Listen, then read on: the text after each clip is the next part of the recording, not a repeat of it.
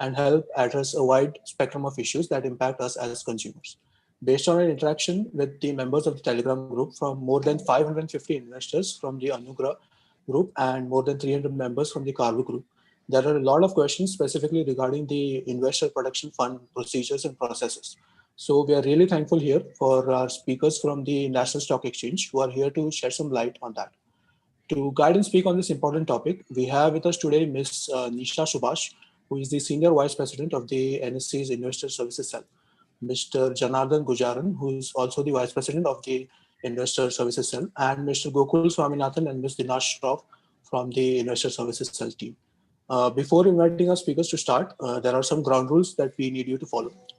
We have kept all of you on mute during the session for the benefit of all involved, and will unmute you during the Q&A. For optimal viewing, request you to keep the webinar on speaker view only.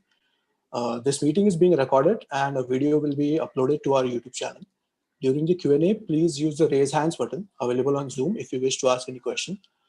Please feel free to use the chat section to share your comments and questions, but please send it in the public forum to everyone. Please do not send us a private message as we would not be able to monitor the same. Please note that your homes and backgrounds are visible to all during the webinar.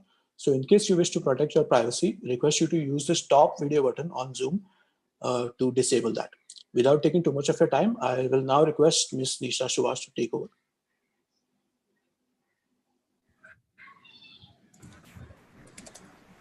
Good evening. I'm Nisha Subhash, and what we will do is we will run you through the PPT, which basically talks about how you can go about filing your claims on our portal that we have, and then we will take up your questions that you have or doubts that you have. Then we can take it and clear it as in we go forward. Even while we are going through the slides, if you have some doubts with respect to how you go about it, or the manual ledger and all, as some people said they had doubts, we can take it up as and when we go through the slides as well. So Janardhan, you can start running the slides. Gokul, you ready?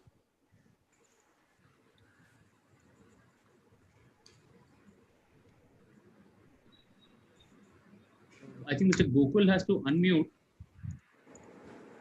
So, Mr. Gokul, can you hear us?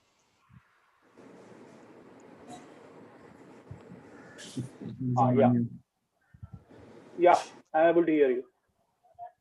Hello? Yes, we can hear you. Go ahead, Gokul. You can start the presentation. Good evening, everyone. We have tried to explain in easy steps as to how an investor who has been aggrieved by who's aggrieved and has not got the securities and funds from the trading member to lodge a claim. So we just like to give a brief background on what happens after a trading member is declared a defaulter. We issue a public notice in leading newspapers inviting claims from investors, and the investors are given a time frame of around 3 months to lodge their claims.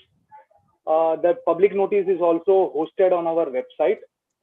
This public notice basically gives a link about the URL as to from where the investor can lodge a claim, and it also specifies the address of the investor service center and other minor details which will guide the investors to lodge a claim. So once a public notice is issued inviting claims, then the investors can lodge a claim against those expelled members. All these claims are processed as per the rules, regulations, bylaws of NSE, and in accordance with the SEBI circulars and regulations issued from time to time. So we'll now move on to the next slide.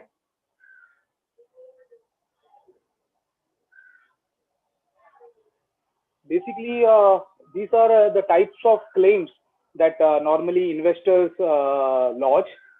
CM segment refers to the cash market segment, capital market segment, and F&O is nothing but the derivative segment, which includes futures and options, futures as well as options.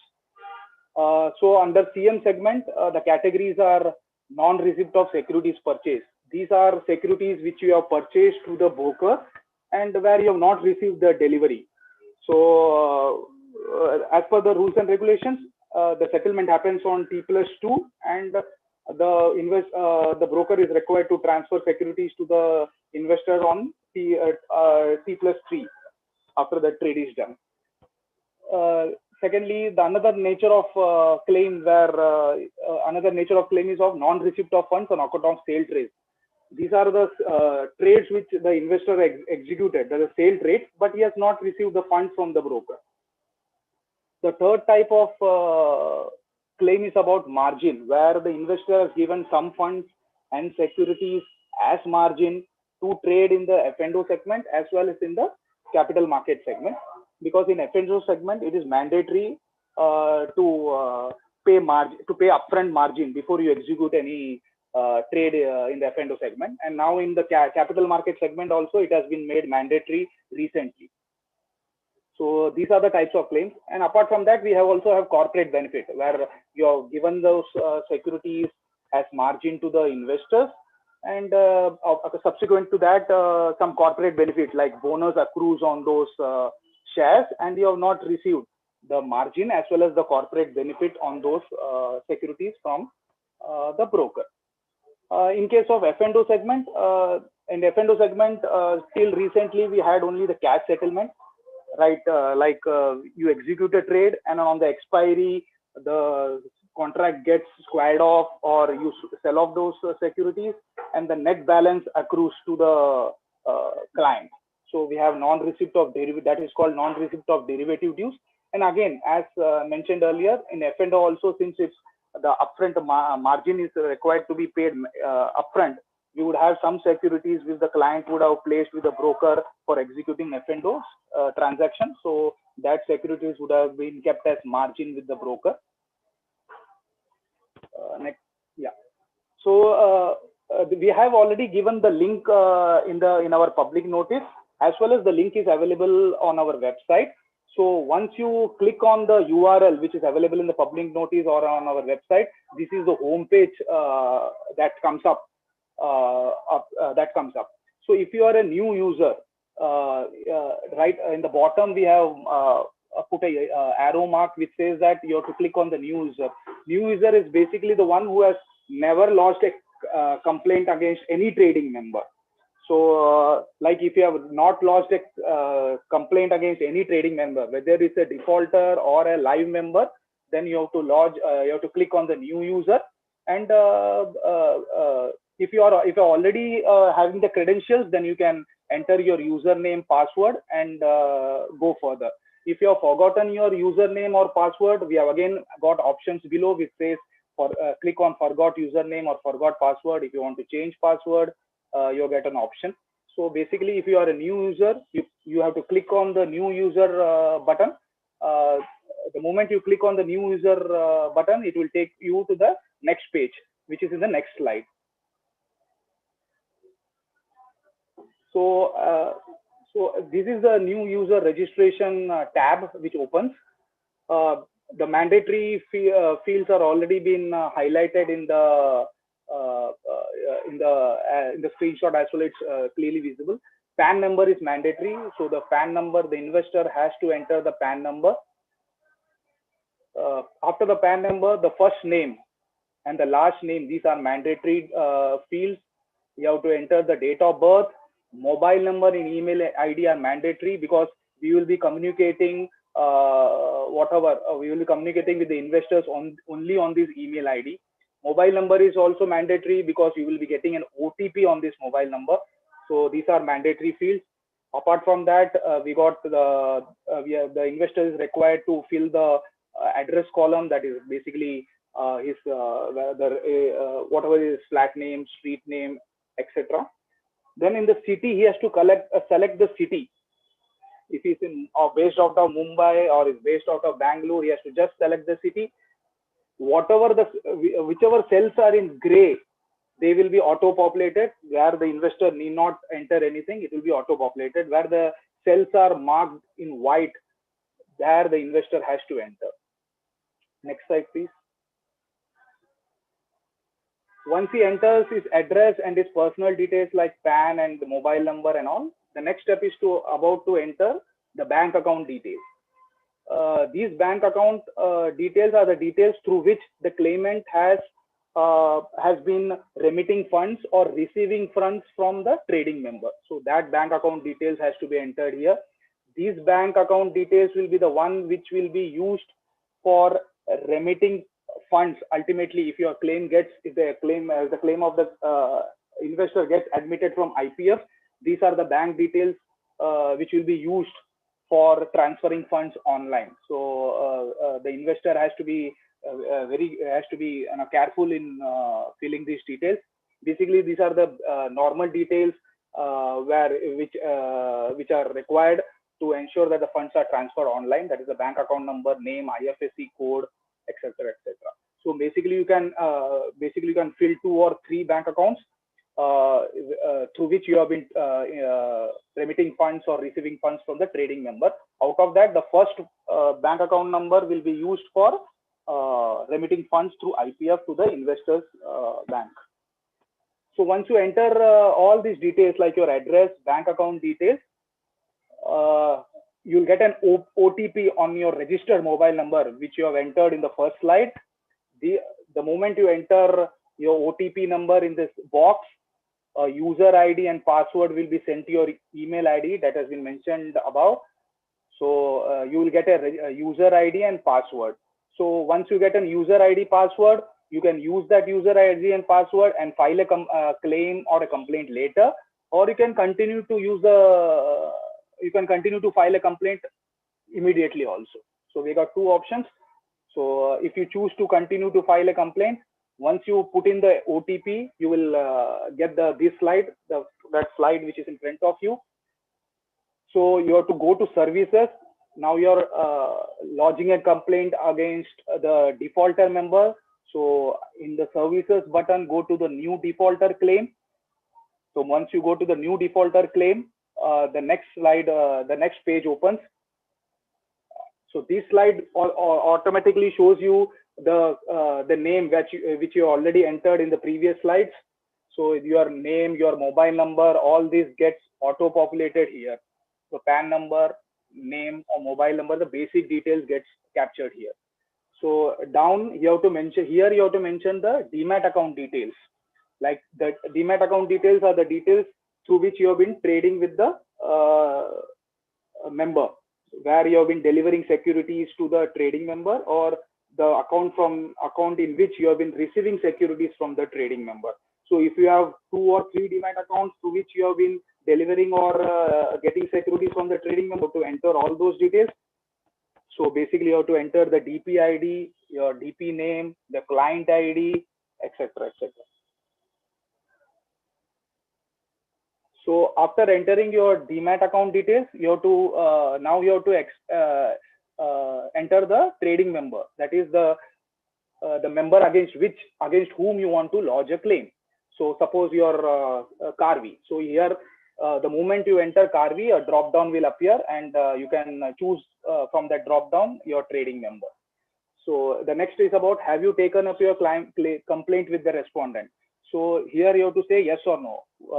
You have to choose yes if when the trading member was when it was not declared a defaulter, and if you had already taken you've already lodged a complaint, then you have to click on yes. If you have never lodged a complaint against that trading member, you have to click on no. Then there is the relationship with trading member. This relationship, you have a drop down. So in this, if you are an investor, basically there are two facility available which appears in the drop down. One is an investor and one is an authorized person.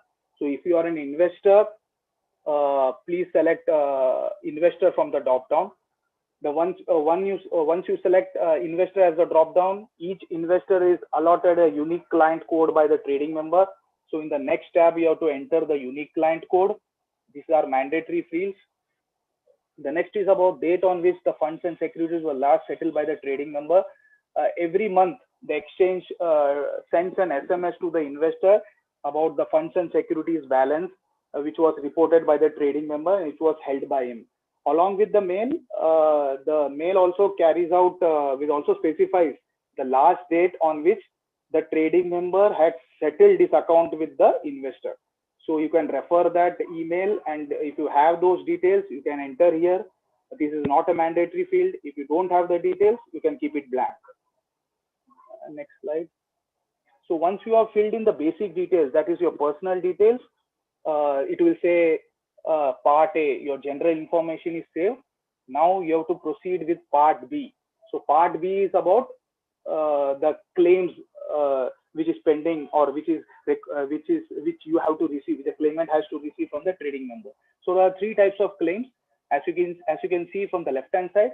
One is about funds, one is about securities, and one is about corporate benefit. So if you click on funds, the next slide opens up. Basically, under funds, you will have three types of funds which are due from the trading member. Maybe the funds, you have sold some securities, you have not received those funds. Maybe you have given some funds as give some amount as funds to the broker for trading in the as margin for trading in the capital market or the F&O segment. So where you have sold some securities and you have not got funds, so you have to enter under the head non-receipt of funds on account of sale trades. Your instrument type is equity. Security type, if you say example HDFC, the moment you enter HDFC, it will give you a pop-up, and it will show you all securities where HDFC is the primary name. So it will show you HDFC Limited, HDFC Bank, HDFC IDA, whatever, wherever the HDFC word appears, you have to choose from that, and then you have to enter the date on which you have sold that securities. So date of contract note is nothing but the date of trade. Here you have to enter the date on which you have sold those securities. So if you have sold the securities on 1st of December 2020, you have to enter 1st December 2020. Quantity is the quantity which you have sold. Price is the price at which you have sold. So the traded price at which you have sold. So gray cell, it will be automatically auto-populated. So these are the mandatory fields that you have to fill. In case of non-receipt of margin provided in form of funds, you have to specify the bank of the trading member where you have funded those funds, where you have funded that amount. So the name of the bank will be the trading member's bank account. The account number will be the trading member's account, and the date of payment will be the date on which you have made the payment to the trading member, and the name of payee is nothing but the trading member's name itself. If you have derivative segment use, as I said earlier, in case of derivative segment use, we have only cash settlement as of now. Though we have the physical settlement, but it has been observed that most of the clients opt for cash settlement. And if you have any amount which is due to you from the trading member for derivative segment, like you have taken a position in the futures and options, you have sold off the that position, and ultimately some amount is receivable by you from the trading member. So you have to give that amount here. So these are three types of drop downs that open up when you click on funds. That is non-receipt on sale of funds, non-receipt on sale of shares, derivative dues, and one is where you have paid some amount as margin. So where you click on the securities, this is the first tab that opens, non-receipt of securities purchase. This is more or less similar to non-receipt of funds on sale of trades. The basic details remains the same. So here you have to instrument type will be equity, security name will be HDFC or Reliance, whatever is the case, quantity, rate, date of trade. So these are mandatory fields that you have to fill. Next. Again, non-receipt of margin provided in form of securities. Again, here you have to select the instrument type as equity or mutual funds, and here you can give the security name, again quantity, rate, and the date. Here the date of delivery becomes important. So if you are given some security as margin to the broker on that some date, you have to mention date of delivery in this column. So then these are the two tabs available when you click on securities. When you click on the corporate benefit, the tab which is shown in the bottom of the present slide opens up. Here you have to select the security name and type of corporate action. So if it's bonus or if it's dividend or if it is split, you have to mention the type of corporate action. The X date. The X date of securities is also available on the NSE website. So if you click on some, if you don't know the X date of some security, or if you don't know the ratio in which the bonus was declared or in which the split happened, you can always refer to the NSE website. You will get all those details about each security. So all these security, the details of those securities, corporate action is available on NSE website itself. So once you enter all those claims, basically funds, securities, and corporate action, then this tab opens up for you. These are the mandatory documents which you need to upload: the PAN card copy, the DMAT transaction statement, the ledger statement, a bank statement, and the cancel check. Cancel check is required basically to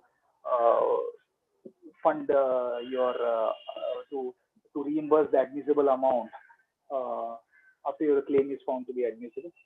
So DMAT transaction statement, if you don't have a DMAT transaction statement, you can approach the depositories, CDSL, NSDL. They would give you the DMAT transaction statement. You have to quote your PAN number, and they will be sending the DMAT transaction statement to the registered email ID. Ledger statement, if you have the ledger statement provided by the trading member, you can use that. You can upload here.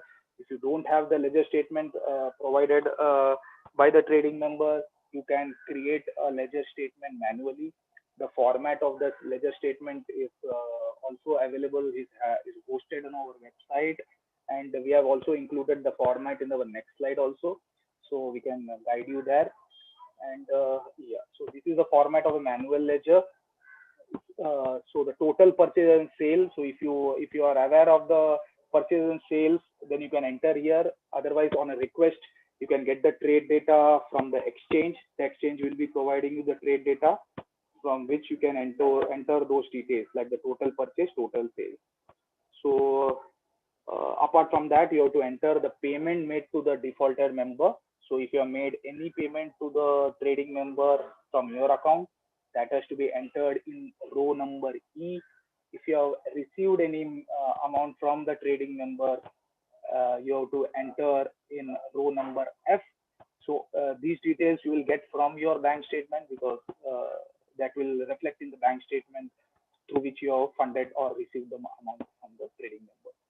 If you are aware of other debits like depository charges or some late paying cost or other charges, brokerage, etc., you can mention in row number H. Similarly, if you have received any other credit like dividend, etc., you can mention in row number I. So that will be the final. So the J column will be the final amount that you expect to receive from the trading member. So this is the format of the manual ledger. This format is also available on our website. You can download that format.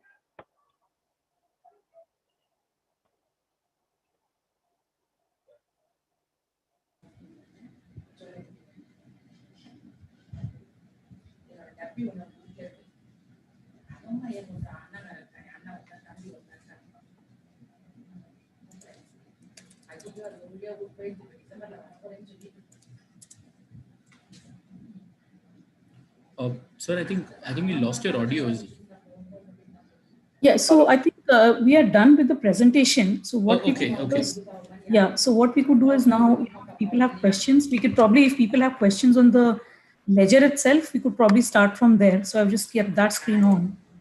I think you need to start with the questions that I sent, if you don't mind. Sure, Because sure. I think that they're very repetitive.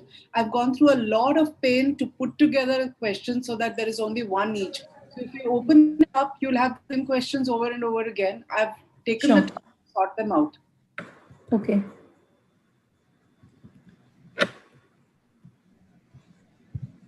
Do you want us to read the questions one by one, and would you like to answer them? Yeah, we could do that. I think that will be Okay. better.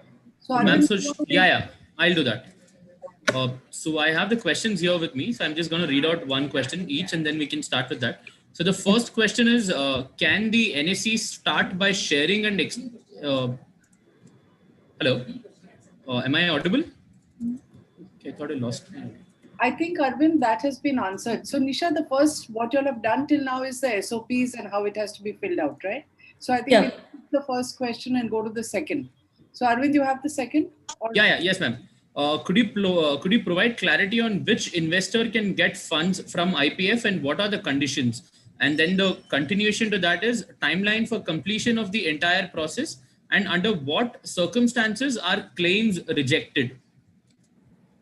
So basically, clients who have traded in the last 90 days prior to the disablement of the broker. So with respect to that, whatever has been purchased or sold, if you purchase and you've not got the securities, or if you've sold and you've not got the value of the sale, or you had kept securities with the broker in terms of margin for doing trades, even those you can make a claim for. So this is what is, what we would honor the claims for. Okay. Yeah. Okay, I'll share the next question. This next question is on preparation of a manual ledger. And under what circumstances are claims rejected? Can you get that also? Yeah, so claims typically are rejected. One, of course, if it is not falling in this period. The other reasons, where typically the claims would not be passed is, if you find that it is either a related entity, or if they do not, there are times you've seen that they are not even clients of this particular, they don't have a registered client code. Or we find people that there are no trades which are executed on the exchange. So while there are times that they may come and file on NSE, but we find that those are not the trades which have happened on the exchange at all. Or there are times when people also claim for losses that have that they have suffered on account of the non-delivery.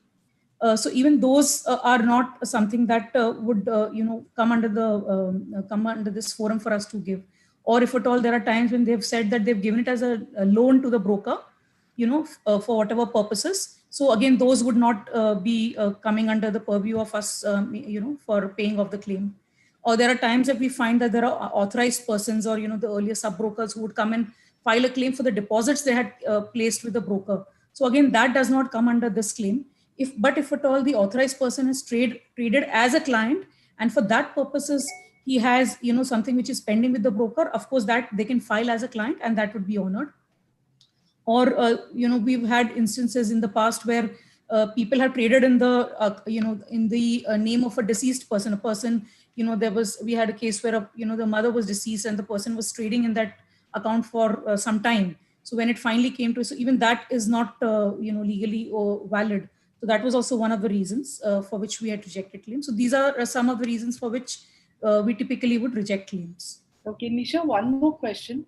A lot of people have their shares in pool accounts of Anugrah and Karvi. So what is the position on shares which are stuck? Because they are not even able to get all the details to be able to fill out your forms. So what happens to them? So there are two questions here. One, if you're saying if it's lying in the pool account, what they will now need to start out by doing is if one, they could start out by wherever the balances that have been reported by the broker, where he reported that he is holding an X amount for them or holding these X securities in their name. That is one that the broker was reporting until June. Okay, that is one point. If they do not want to go with that, you can then start out by saying that probably on 1st April 1990, this is what I had given to him. After that, these are this is what I bought, sold, and you can actually build a book. The same way you would do even for your ledger. Even for ledger, you can take a cutoff that you gave the funds, you gave 10 lakhs to this broker. From that, he bought some shares or he took some positions for you. okay, then probably, depending upon on those positions, if those are profit positions, again, they would have got credited to your ledger. Or if you sold, again, if you sold some shares, again, the sale would have got credited to your ledger. So that is the way you will have to build it. Now, there is another question that people have asked that, we have contract notes. So then why are you asking us, we can give you contract notes. So then why are you asking us to build the ledger? The point is that the ledger also tells us a whole lot of other debits that come through. There are times when people do, inter family related transfer from my account. I'm asking them to move my balance into my husband's account, or, into my father's or mother's account. So even that we will never know purely from the basis of the contract note. So that is the reason we expect that also whatever you pay them, you would have, at different points of time made, payments to the broker, that we will never know from looking at purely at the contract note. So it is expected that once you build the ledger, you also, so one, what trades you have done, so all that, so people have, we have, until now we have given, 1,000 odd investors who asked for it. We have given for Anugrah specifically, we have given you trade data. People who are asking, even now on a regular basis, we've been giving the trade data to people. So from the trade data, what trades have taken place on the NSE. And from that basis, you can actually build your ledger. Or even your, register of securities and your basis, that this is what you transferred from your demat account to his demat account. And from then on, what transactions did you undertake? And hence, this is what should be the final securities that should be lying with him, or final funds that should be lying with him. Excellent. Specifically also for corporate actions, for whatever corporate actions that, securities that were lying with the broker, or which you purchased in the recent period of the 90 days. For those, if at all there were corporate action again in the recent period, then even those corporate action, if it is a dividend, we will give you the benefit. And if in case of corporate benefit, if it's a bonus and if it's a 1:1, and if you're claiming that many shares, in any case, that will getting factored into what you're claiming. The other part is, So does that answer the question, ma'am? Excellent. I think that's very useful. Arvind, fifth? Yeah. So this is the next question. Is there a deadline to submitting trade data? The next question in that is, what happens when Anugrah/Karvi or others do not provide it? Can we get it from NSDL and CSDL after 11th December deadline? I don't know what this deadline is. In fact, when I read the question, we don't know what this deadline is, but you can come back and take the trade data from us and we will immediately give it to you. Similarly, even for your demat transactions, you can write to both depositories and get your statements from them. So I don't know what this deadline is, frankly, because we do not have a deadline for coming to us and seeking these statements. Okay, no, the deadline was for CDSL, because I think after 11th, they're going to expel the DP or something, and it's going to be handled by them. So it's not a big deal. Just want to know whether one should wait till then or apply before. So you're saying they can write. You can apply it right away. I don't see any reason why you cannot write to them. And as far as I know, even after the broker's defaulter or expelled, you can always write to depositories to get your statements. Excellent. But in this context, Action Financial is one which has voluntarily closed, and they're not giving anything. It's a listed entity, not disclosed to the exchange, not declared a defaulter. So those investors are again left high and dry. What do they do? No, same thing. See, even for Action Financial, you can see, the point is, for trade data, you can always come to us and we will give you the trade data. And similarly, even the demat statements, see, ideally, even demat statements should be available. So that is not a problem at all.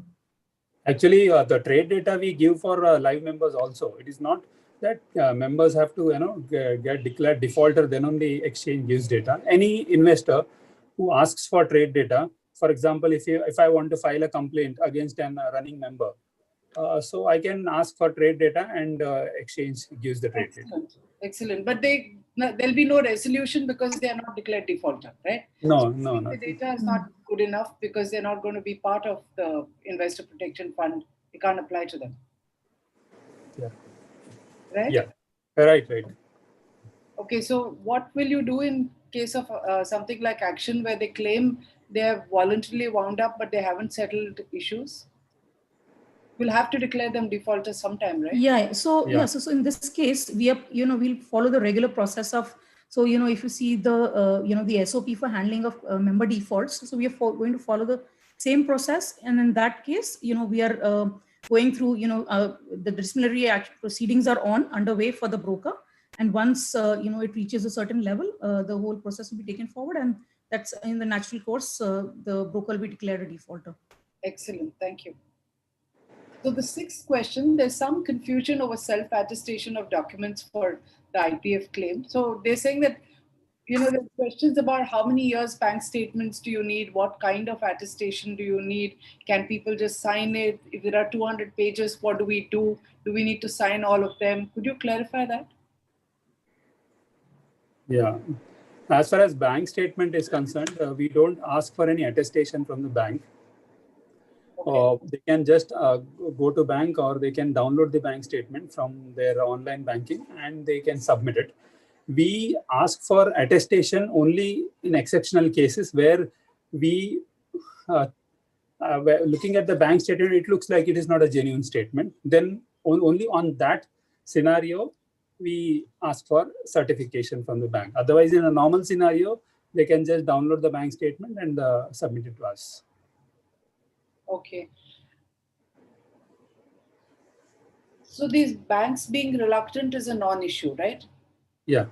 Okay. So in some cases, they say all trades done in client accounts are considered unauthorized. So margin statements, ledgers, contract notes were forged and clients were not informed about debit balances. What happens to people like that? So if when the member is declared defaulter, the client can claim for non-receipt of funds, non-receipt of securities. So these two major claims they can do. If the trading member has done some unauthorized trade in their account, so now that is a thing of the past. If whenever that trade had happened, the investor should lodge such complaint against the member. Then we take up the matter with the member. Now, the fact is the trade has happened in his account. So because of that trade, if there is any funds receivable to him, if there is any securities receivable to him, he can claim that funds and securities through this default process. Okay. One question about filling the form, it asks for the date when the broker last settled the account. So they say where Anugrah is concerned, they never settled quarterly. So people want to know what date do they need to mention over there? They need not mention any date. If they do not have it, just leave it. It is not mandatory. Okay. If that date is there, basically that date is when we look at that date, we'll understand when the trading member has settled his account last. And for claim settlement, it will help us to start computing the claim from that date, because from before that everything is settled. Otherwise, if that date is not there, then we will take 90 days prior to the date of disablement is a claim period, and whatever is payable, admissible, we will compute, and if approved, it is paid to the client. Excellent. So one question that's going to be a big issue is how do investors with net debit in their ledgers proceed? Because I'm told that a lot of people are discovering with shock some huge amount of net debits, especially in Anugrah, where, what they have, the earlier ledger margin statements were showing a credit balance and now suddenly there's a claim. So can you elaborate on this a little bit? If there is a debit which client thinks that it should not have been in their books, then they can take the support of trade data. The whatever trades which they have done, they can, based on that trade data, they can build up their ledger, and they can provide us the actual amount, which may not be debit. So they can, while lodging the claim, they can build their own ledger based on the trade data which is received from the exchange, based on the bank statement, based on the demat statement. These three documents put together, they can build a ledger and they can submit it to us. So while processing the claims, we will look at the trades actually happened in the exchange. Then we can correlate what he is saying, the client is saying. So you will kind of adjudicate on this issue and take a call independently, is it? Independent of the books that the broker has submitted? Yeah. That's nice. So, next question. The next question is about this Edelweiss order, about the restitution. I know that it's challenged and it's in court and whatever. Does it have an impact on what claims will be made under the IPF? Because will that be added or deducted from whatever people are supposed to get? Or do you recommend that people don't think about the Edelweiss thing at all and focus on what they're supposed to get from NSE in any case? Yeah, I think that's a better thing to do, to file the claim with us, because that, as is still sub judice. So so then it will take its own course. So it's better that they file what they feel is their claim from the broker. Okay. So now we come to questions specific to Karvi. So what happens to investors whose shares have been transferred to an unauthorized pool account? So what we find in this group we have created is that people are discovering for the first time that their shares were in a pool account. And what we understood is that shares can't be in a pool account for more than 24 hours. So it is, one assumes that that means the shares are in an unauthorized pool account. So can you sort of explain to them what is their condition? Yeah, so this will be the same as, because even these shares are right now, so wherever there is a litigation, and these shares are also some of these which have been wrongly pledged and lying with the broker. So then those will also go through the regular process. But even there, people can file their claims, and it will be we will handle it as once, we get a clarity on how those shares will be handled. Okay, so this also applies to pool accounts which are not reflected in either NSE, BSE, NSDL or CDSL statements, but are there in the holding statement. Those also would be under what you just said. You look at it. Yeah.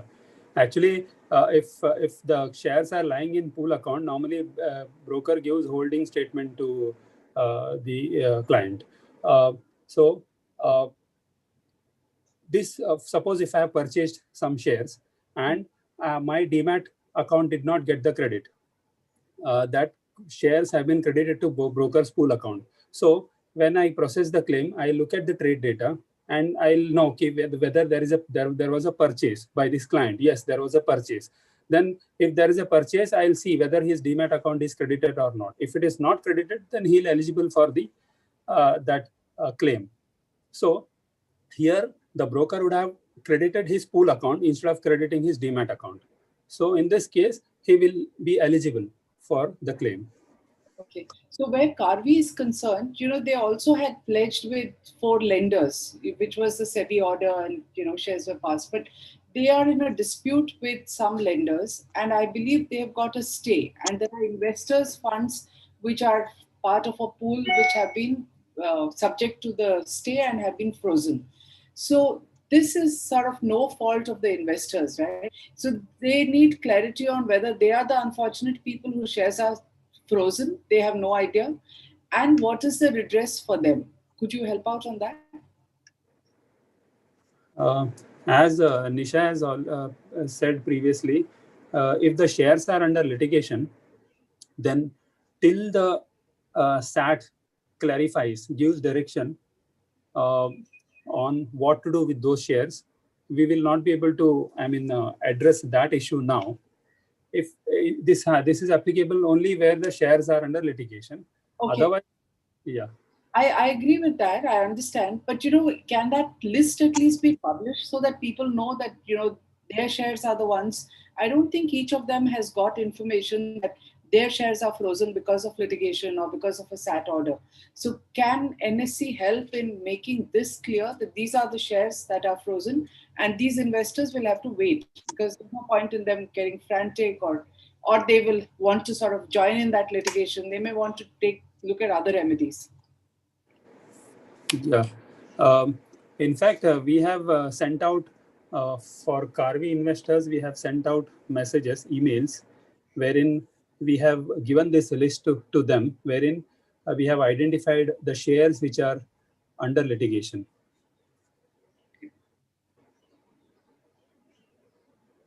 And this will apply again also to shares where there are valid contracts but are not reflected on the NSE statements, because there is obviously some kind of fraud that's happened over there. Yeah.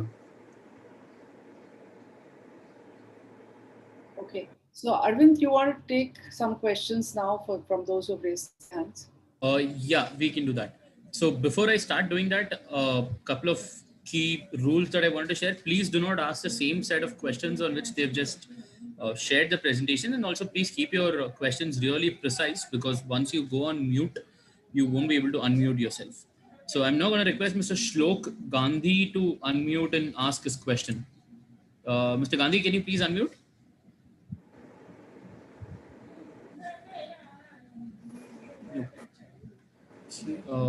Mr. Gandhi has, okay, I think he's not heard it. We'll move on to the next person, Mr. Vivek Gupta. Mr. Vivek Gupta, can you please unmute? Hi. So my question was, there was a saying right now that NSE will give the trade data immediately. But with me, I have been requesting for 3 months. I have not been getting the data from NSE. So is there a mail where I can escalate it and ask for this data? Sir, which member you are referring to? Is it Anugrah? Yeah, Karvi? It is Anugrah. So Anugrah, so far whatever we have received, the request for the trade data, we have been able to process till the last week. So as and when the trade data request comes, we generate and gives it to the respective investor. If your trade data, if you're saying that it is not received, then we will examine it. If you can share your unique client code and PAN number, then we will definitely examine and we'll expedite it. Thank you for that. Ma'am, sorry, you're saying something. Sorry, I think I cut you off in the middle. So Jana, can we give them, let us give them the email ID where they can, so Mr. Gupta, which is the email ID you've written to for seeking this data?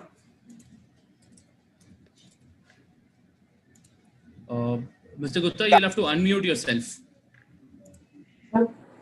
I just unmuted myself. Sorry, thank you. So yes, I have written to NSE Mumbai ID. Okay. Fine. So I think if you can just drop the mail again, because as per our records, whatever had come by Friday, we have cleared everything that was pending. So if you can, I would request you to resend the mail to us, and I'll have our team. We will have that, your request, handled immediately. Thank you, ma'am. I'll just resend that. Thank you. Yeah. Okay. Sorry, ma'am. Hello. Yeah, I wanted to ask. I was not able to unmute myself. Yeah, now yeah, I am please. able to. Yeah, please. Madam, just wanted to inquire if we are filing for the 25 lakh claim for the shares, and if the shares are in dispute, like if Edelweiss has sold. See, we don't know what Edelweiss has done with our shares, so we really have no idea of what they have done. But in our NSE trade data, we can't see NSE data. We cannot see the shares at all. So probably they have sold off all the shares. So if we file for 25 lakh claim now, and if tomorrow the decision of SAT is in our favor, I think or this Supreme Court is in our favor, I think this has been asked and answered. Ma'am, do you want to add? So, as we said, you can please file your claim, and if it is, if your shares are a matter of litigation right now, those will be accordingly handled. So, if it is, is what I can say that so we will anyways. If it is much more than 25 lakhs, and if it's 25 lakh is a clear funds or securities, which is not a matter of litigation, we will be paying you 25 lakhs that way. Okay. We can move on to the next question. Mr. Chetan Wadhwa, can you please unmute? Yep. My question is, hello, am I audible? Yeah, we can hear you. Yeah. What about the JVs? They've, passed wrong JV entries for debits, huge debits. So how do we, get it rectified from the broker, or how do we, So I think, sir, I think as even when we ran the PPT, or even as I said earlier, so when you are going to give your ledger to us, when you say as per what you paid to him and what you traded, it will be completely the way you see it. So all the JVs that he has wrongly passed, etc., will not be reckoned there, right? So when you are going to build your own ledger, those will really not come into effect. The JVs that have been wrongly passed. So you can completely ignore. It doesn't matter what JVs were passed. You have to go purely by what was given to him, what were the transactions that you undertook through him, and accordingly, what should have been the ledger balance, or similarly, the register of securities, what you gave to him, what you transacted through him, and accordingly, what should be there. Okay. So I think we can move on to the next person. Mr. Siddharth had raised his hand. Mr. Siddharth, can you please unmute? Hello. Hi. Can you hear me? Yeah, we can hear you. Yes. First of all, thank you everyone on the panel. I just have a quick question. In my particular case, I just transferred the money and there were no trades happened. Like there were no trades undertaken. I did it in the month of July, and by 1st or 2nd of August, they started being incommunicado. So hence, I do not have any ledger or anything else with me. I just have one formal way of I mean, I just have the evidence of me transferring the money. Hence, in my particular case, what should I go with? I do not have any shares or mutual funds lined up with them. This is Anugrah. Yes, this is Anugrah.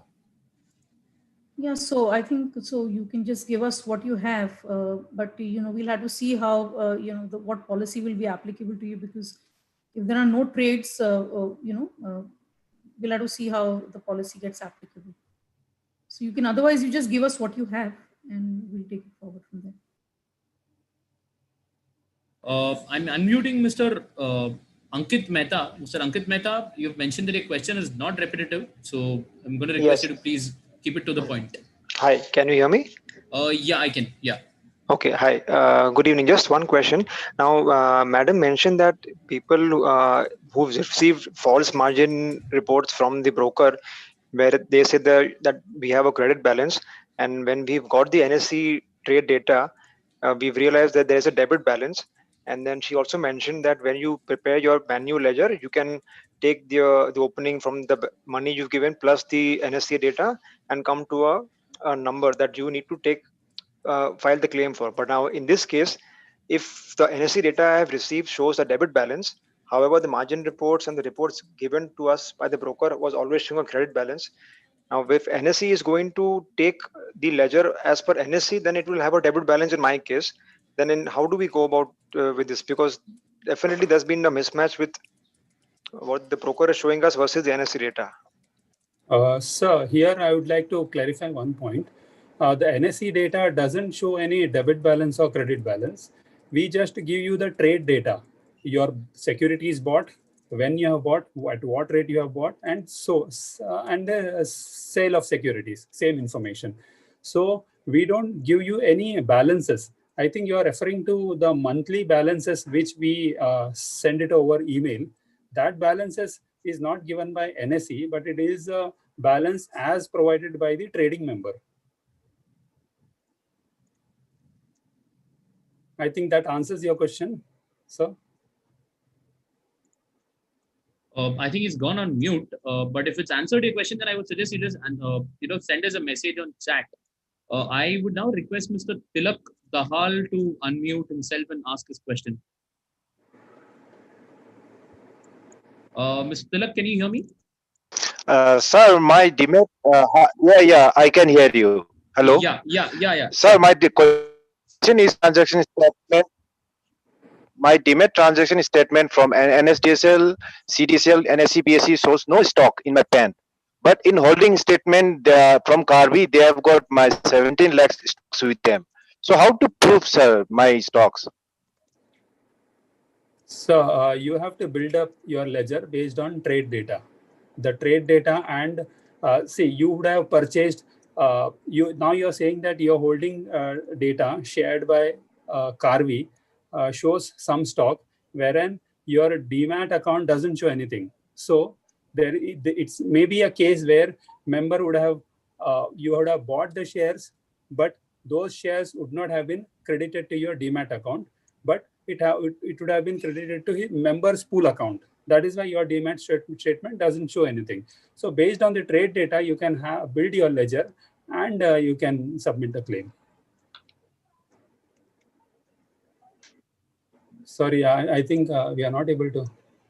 Yeah, I think, like I mentioned in the beginning, if you have a follow-up to that, then please do not mute yourself, because if you unmute, you won't be able to mute. And if you mute, you won't be able to unmute. So now I'm going to have to move on to the next person, but do share your comments in the chat section. Now I'm going to request Ms. Ritu Diwan to please unmute and ask a question. Ma'am, can you please unmute?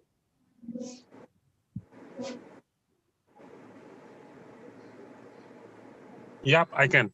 Can you hear me? Yeah, yes. Okay, my question is, we know the deadline for submitting the shares that are there in our account is 11th in the CDSL. But let's suppose, and we need, I got an email from CDSL that says that I need to submit the closure form, the account closure, Demat closure form, and some CMR from my new Demat. And that has to be physically signed. But if my Demat, let's suppose I have an account in Zerodha, and that is there in Bangalore, I will not have a signed copy available by 11th with me. So can I get a photostat, or can I get the hard copy printed out and then send it out and send it to maybe to the Carvi or to the CDSL, and then can I have those shares transferred? Was that audible? Yeah, we could hear that. Audible, but I think this question is for depositories, right? What I understand. Nisha, you got this?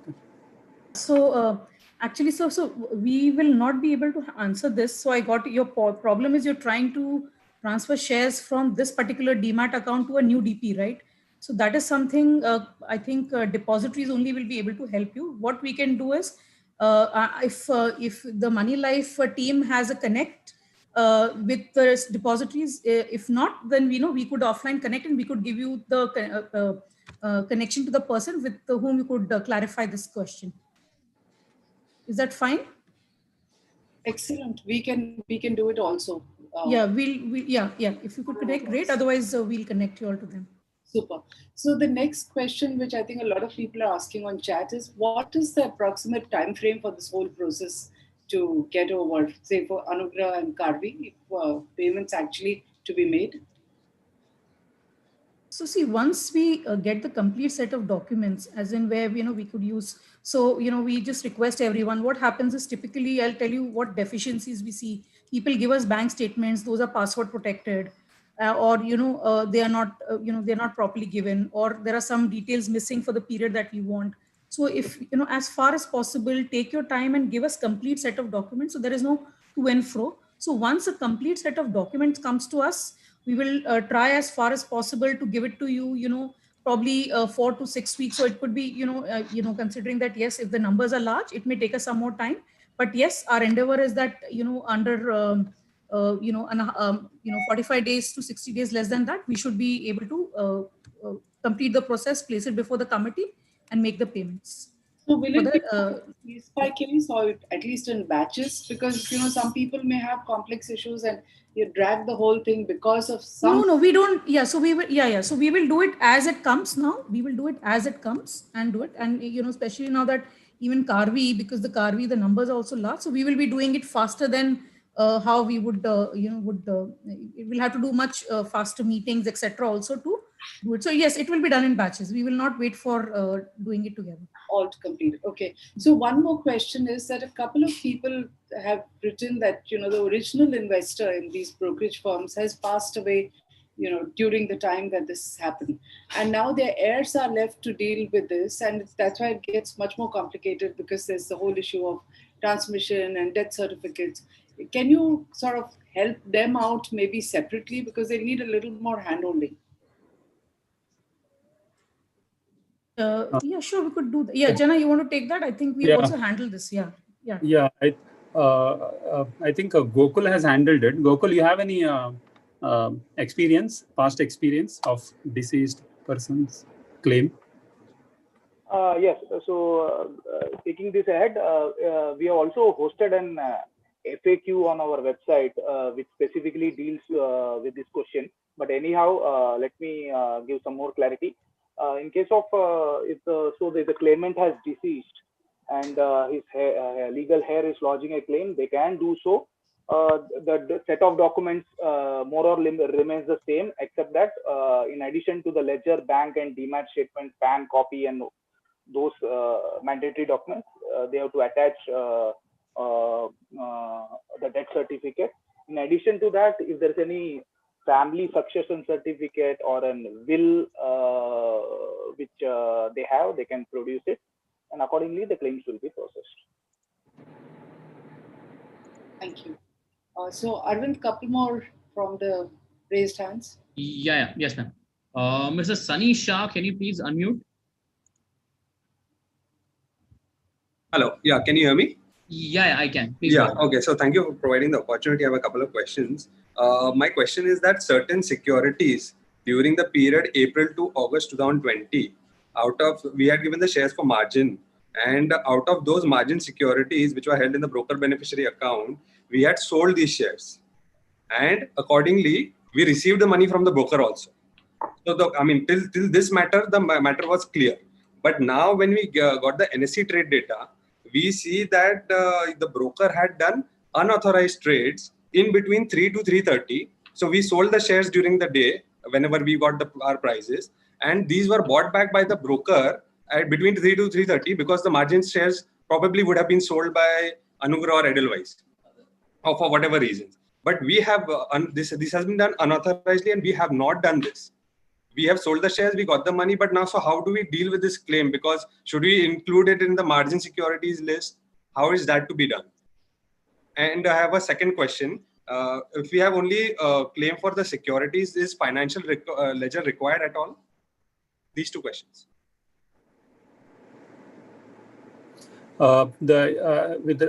As far as your second question goes, yes, your financial ledger is required because though you are claiming only for the security you would have purchased and you would have paid the money. When you have paid the money, to look at those transactions, we need your financial statement. I'm sorry, I forgot your first question. What was your first question?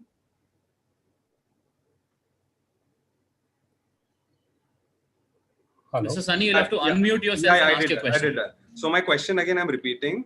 Between the period April to August 2020, out of the shares provided as margins in the broker beneficiary account, we sold those shares, and the broker had released the money also, that specific money which we had sold. But now when we got the NSE trade data, when we asked for the NSE trade data, we see that against that sale, there are purchases also. So it has been squared off by the broker unauthorizedly. And this squaring off process has been done in between 3 to 3:30 because they must be looking at their demat statement that these shares are not there. So let's buy it back and finish it off. But these are unauthorized trades and we do not agree to it. So how it is to be dealt? So have you lodged any complaint with NSE? Yes, I have. Yes, I have. I have updated this in the NSE complaint fields. Okay. No. So when the trades, Mr. Shah, when the trades happened, unauthorized trades happened, you had lodged a complaint? So I did not come to know only that these unauthorized trades had happened. This is only when the whole bubble has burst and everything has come to know now in August. And in fact, when I got the trade data, not before that. In fact, in some cases, I have the actual contract notes from the broker which support my trades. It does not support the NSE trade data. So actually, as far as you're saying actual contract note, but the trades which have happened on the exchange platform is what we refer, because those trades are actually happened on the exchange platform.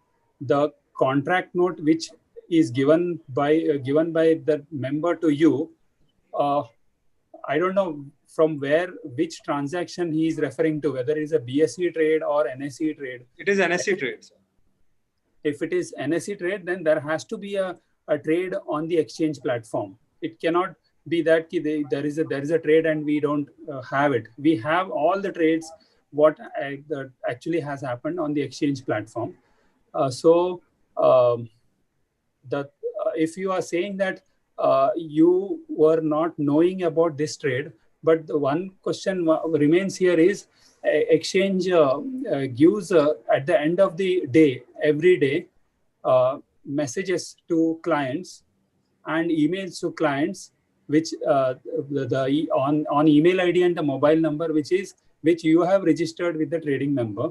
So on the same day, you would have got this trade details over email.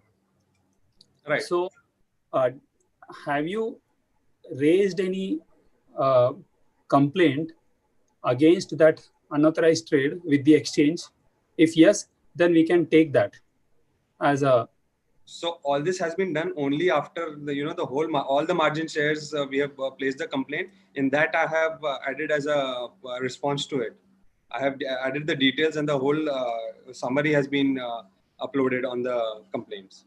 Okay, we'll look at your details. You file a claim and we'll see what can be done. So, sir, sorry to interrupt. Are you trying to say that these shares I should include in my margin securities? Because you would be claiming you would be looking at the recoveries because the broker has paid the money to me in those specific cases. So now if you remove the trades or the trades have been squared off, so whatever money has been paid would be shown as debit balance in the ledger of, between the broker and me.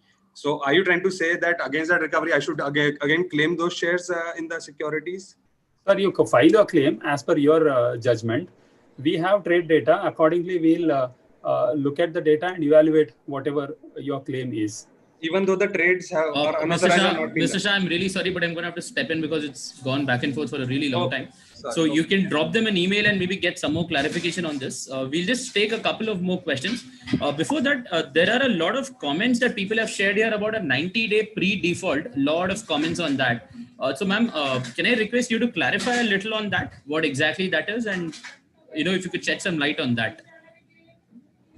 Yeah, so as we explained, with respect to what are legible claims, or rather what claims would be looked at, is basically for people who have traded in the last 90 days, and for whatever if you purchase shares, not got deliveries, or you sold shares, not got the funds, or you've kept securities and funds for the purpose of margins for positions you've taken, or even in the cash market, then for that purpose, whatever is there is what will be given to you as your claim.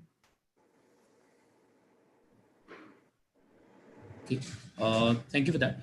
Can I request Mr. Govindraj to please unmute and ask his question?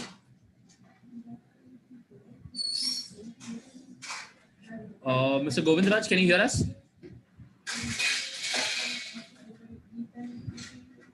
Okay, I think Mr. Govindraj is not able to hear us. So we can move on to the next question. Mr. Suryakant, can you please unmute? Yes. Yeah. Sir, again, please do not ask a very elaborate question. Just keep it very precise and you can end it at that. Okay. My question is, which claim is settled by BSE and which claim is settled by NSE? Hello? The trades executed on NSE platform is settled by NSE. The trades executed on BSE platform settled by BSE. Oh, okay. Question to that. There are people who are asking, do we need to file separately with IPF or BSE and NSE? So do they have to segregate the trades that happen on NSE and file with the NSE IPF, and then look at whether anything happened on BSE and file that separately? How does it work? Yes, ma'am. Since the IPF trust is different, this is exchange-wise, so they have to file claim separately between NSE and BSE. Correct, but what usually happens is that the person places the order with the broker, and I think the broker decides, right, whether it should go to the BSE. So how do they get all the data and segregate it? I think that's the reason for the confusion, if I'm not mistaken. Okay. So they can refer our trade data. Our trade data is only of NSE. So BSE must be giving their trade data if on request basis. So they can clearly segregate between NSE trades and BSE trades, and their claim also they can segregate. Okay, thank you. So, Arvind, last question. No? Yes, ma'am. Ms. Kanika Kapoor, can you please unmute and ask your question? Good evening. Am I audible? Yeah, we can hear you. Please. Firstly, I would like to say thank you all of you all on the panel for your time today and giving all your opinions and insights on this matter. My first question is, if you already have filed a claim with NSE, if you already filed a complaint with NSE, then you already have the account created. So do you file a separate claim or do you have to file a claim against that complaint? If you have already created your account and you have already filed a complaint against broker, now that broker has declared defaulter, now you need not have, create one more user ID. You can use same user ID and password, log into your profile, and there is one option called service, file a claim. So you can file a claim. You need not give your basic details. You can directly go and mention what securities you are claiming, what funds how much funds you are claiming, what is corporate action benefit you are claiming directly, and attach the required documents and submit.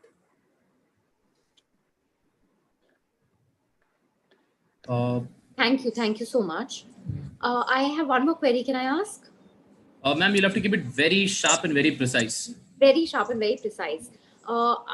In the case of my account, there were no securities. There was only money given for margin trading in FNO. So my query is related to that. Do I yet have to submit a demat transaction statement? And in the manual ledger, how does it work? If you have only funds claim, then you need not give demat statement because you don't have any securities to claim. So you can just attach bank statement and ledger and other documents like PAN and cancel check and all. Then we can process your claim. Okay. There is one question I'm seeing with respect to people asking about where do we send request for trade data. So you all can, even in a public notice, you give the email address at default ISC at nsc.co.in is where you all can write in to ask for trade data.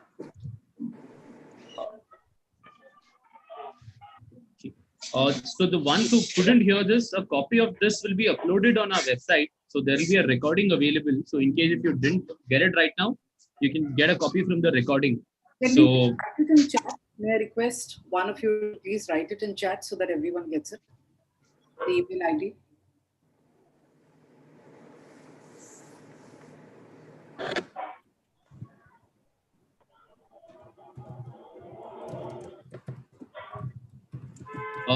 Want to find it? Yeah, I think somebody's typing it out. Sure. Yeah. So I think we're going to have to come to an end right now because we've already crossed our limit of asking questions.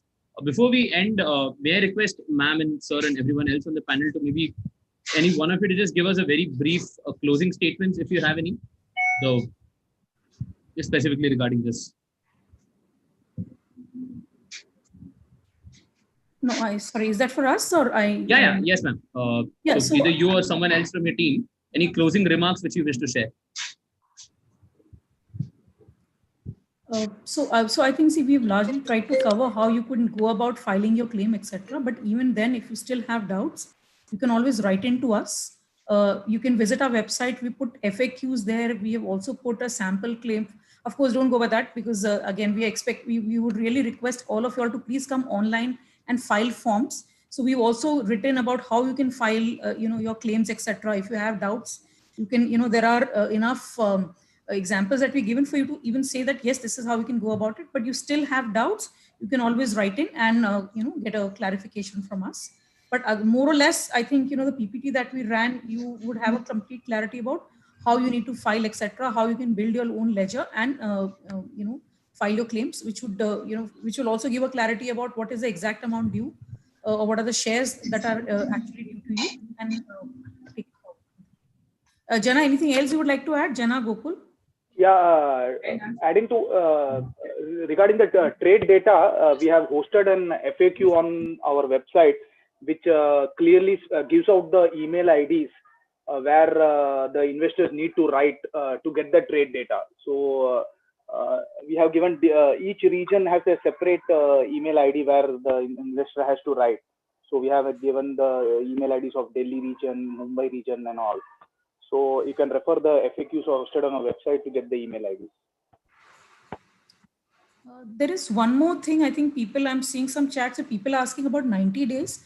So we will be taking 90 days from, the first disablement that happened in August and going back 90 days,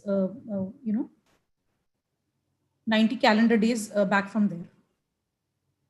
So I think the question is that, this Karvi thing happened a year ago. So they're asking why only 90 days and what happens to the ones before? So what do they do about filing? Is that just... No. So, ma'am, so when we say 90 days, for Karvi also, we are talking about the date of disablement, not the date of declaration of default. Okay. The 90 days goes back from whenever the broker was trading. All right. So I think we'll have to come to an end. So I think before we close, I just wanted to take a moment and thank all our speakers. Thank you for being here today and for giving us a lot of food for thought and sharing a very detailed presentation on that. So thank you to the entire team and thank you on behalf of our members as well. Ma'am, any last words that you wanted to share? Thank you so much. I really appreciate you coming, and it's made a big difference to people. I know that all the questions can never be answered. There are many more, and I hope you keep supporting the people who've lost their money. It's a real panic situation. So thank you again. Thank you so much. Thank you. Thank you. Thank you. Thank you. Thank you.